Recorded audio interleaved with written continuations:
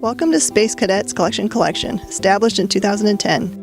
In addition to our professional exterior store signage, we also have a fleet of 3 trucks, which have our store logo and information to reach our community. Our front window is also home to our electronic marquee, which is updated weekly with store events, products available for sale, videos of past events, and things like our summer camps. Because our shopping center caters to family-centered businesses, taekwondo, gymnastics, etc., this allows for families going to those other businesses to see what is going on in our store, even if they are just picking up their children from practice. We also have a sign that we update that sits by our entrance with weekly events, as we find that some customers respond better to handwritten signage. We also have professionally made flyers that we post on our front doors, game rooms, front desk, and bathrooms with all the month's events. This same information is given in our weekly newsletter. Here in our entryway, we have a buffer zone with little or no product for sale, but do offer free items like postcards and posters. We have done this intentionally, as we know that buyers tend to spend the first few steps into the store putting away sunglasses and phones. Anything put here to sell would be lost to them. Here on our left, we have our dollar comics and comics runs. This is a brightly lit area and gives our customers a space out of the main pathway to be able to take their time and browse without feeling hurried. Because the main focus of our business is family and community, we have 2 main activity rooms. These are used for book clubs, gaming clubs, birthday parties, homeschool classes, art,